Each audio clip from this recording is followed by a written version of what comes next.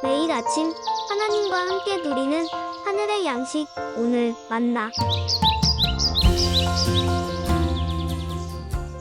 제3장.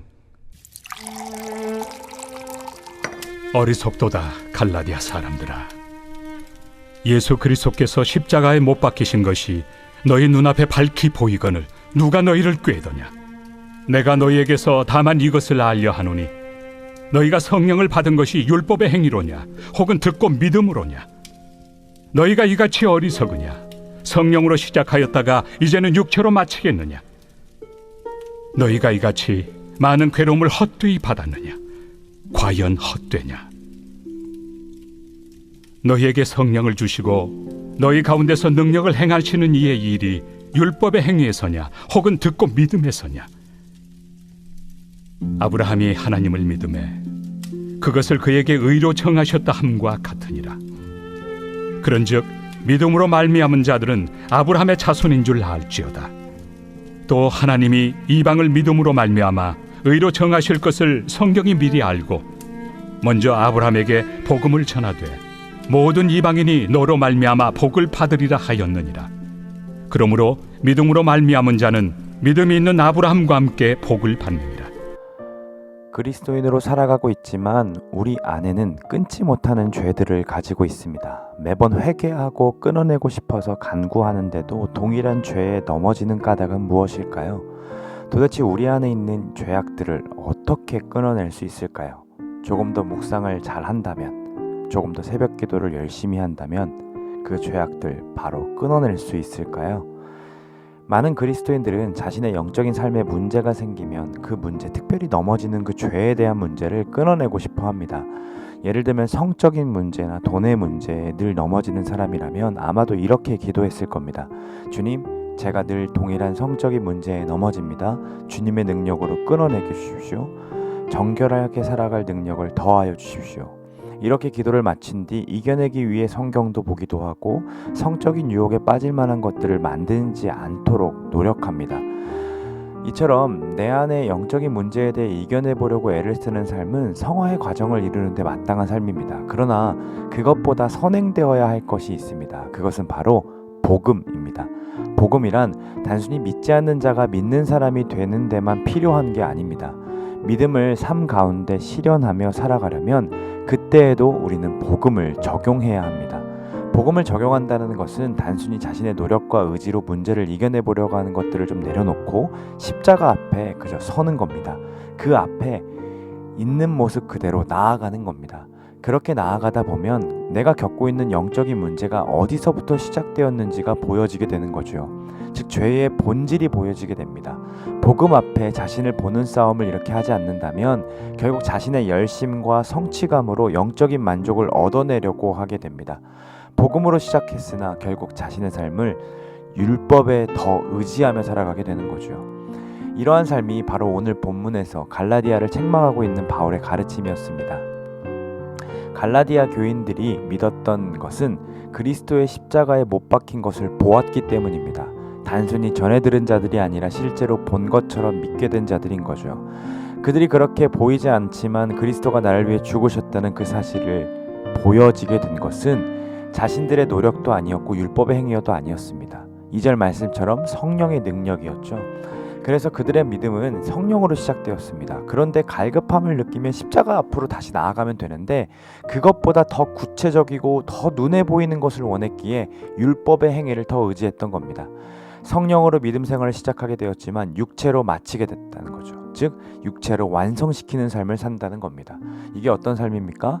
앞에서 이야기했던 것처럼 의롭다 칭하심을 받는 것에서는 철저하게 복음을 의지하여 받았지만 구원을 이루는 성화의 과정에서는 율법의 행위를 더욱 의지하며 완성시키려고 하는 태도입니다. 그러나 우리는 그렇게 잘하지 않습니다. 이 성화의 과정은 자신의 행위를 의지하지 않고 계속해서 그리스도께만 의지하여 받아들여짐을 누리고 나를 완성해 가신 하나님을 믿을 때에 성령님께서 역사하여 가시는 겁니다. 그러므로 우리가 그리스도인처럼 살아내지 못하는 이유는 단지 우리의 의지력이 부족해서가 아닌 거죠. 늘 동일한 죄에 넘어지고 엎어지는 이유도 내가 묵상을 덜 했기 때문에, 이번 주 예배에 빠졌기 때문이 아닙니다. 더 열심히 한다고 해서 그것이 해결되지 못합니다. 그렇게 해결하고자 하는 삶은 자기 스스로의 힘으로 구원을 이루겠다라는 의지이기 때문입니다.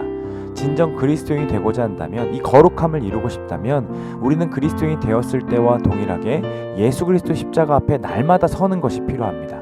우리가 얼마나 죄인이었는지를 깨닫고 그 앞에 회개하는 것이 필요하던 거죠. 그렇게 우리가 그리스도의 십자가를 볼 때에 우리 안에 계신 성령님이 역사하심으로 변화되어 가는 것을 경험하게 됩니다. 6절 이하부터는 바울이 이 진리에 대해 아브라함을 예를 들어 설명하는데요. 유대인들이 자신들의 조상이라고 여기고 있는 아브라함도 율법의 행위로 인해 믿음의 조상이 된 것이 아니라 하나님을 믿음에 그것을 그에게 의로 정하셨다라고 이야기합니다. 그런데 하나님을 믿음에 그에게 의로 정하셨다는 말을 잘 보시면 아브라함의 믿음이 의로웠다가 아니라 의로 정해주셨다, 즉 의롭게 여겨주셨다라는 말인 겁니다. 이 말은 이런 거죠. 더럽혀진 어린아이가 자기 스스로 몸을 닦는 것을 보신 적 있으십니까? 제대로 구석구석 깨끗하게 닦는 아이는 없습니다. 여기저기 더럽혀진 흔적이 남아 있습니다. 그러나 아이가 스스로 세수하는 것을 보면서 우리는 깨끗해졌다라고 인정해 주는 거죠. 그리고 덜 닦였다고 하면서 더럽다고 말하거나 안아주기를 거부하는 부모는 없을 겁니다. 의롭게 여겼다는 말은 이와 같습니다. 아브라함이 깨끗했기 때문에 의로 여겨주신 것이 아닙니다. 우리와 동일하게 죄에 매번 넘어지고 실패하고 불순종하기도 하지만 하나님이 그것까지 다 아시고 의롭다고 깨끗하다라고 여겨주셨다라는 겁니다. 오늘 본문은 말하고 있습니다. 믿음으로 말미암은 자들은 아브라함의 자손인 줄 알지어다. 무슨 말입니까? 아브라함의 믿음처럼 자손들도 동일하게 믿게 된다는 말이죠. 즉 아브라함이 의롭게 여겨주신 것처럼 자손들인 우리도 의롭게 여겨주신다는 말입니다. 우리 스스로를 바라봤을 때 여전히 우리의 마음과 행동이 불의한데도 정말 의로워서 정죄당하지 않을 사람처럼 대하신다는 말입니다.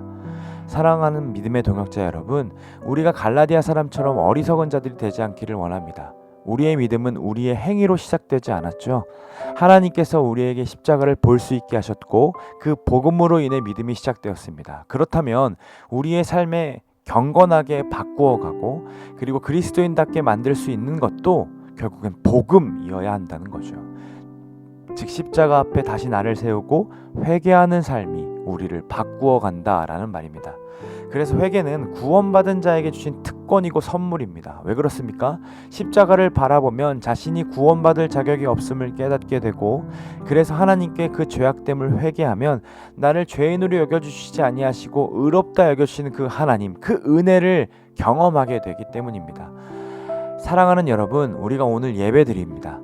예배는 곧 십자가 앞에 나를 있는 그대로 세우는 행위입니다. 근데 이 사실을 잃어버린 채 예배를 드린 행위로 그냥 오늘 예배 드렸으니까 나 거룩해지겠지 라고 바라고 있다면 우리는 성령으로 예배를 시작하였지만 율법으로 마치려고 하는 겁니다. 우리가 말씀을 들었을 때 우리에게 나타나야 할 반응은 십자가를 더 사랑하는 것입니다.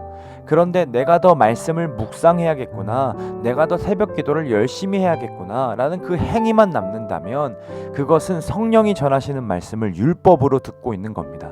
사랑하는 여러분, 오늘 우리가 예배할 수 있는 이유는 자격 없었던 우리를 그리스도의 십자가 앞에 세우시고 믿음을 주셨기 때문이라는 사실 좀 믿기를 소망합니다.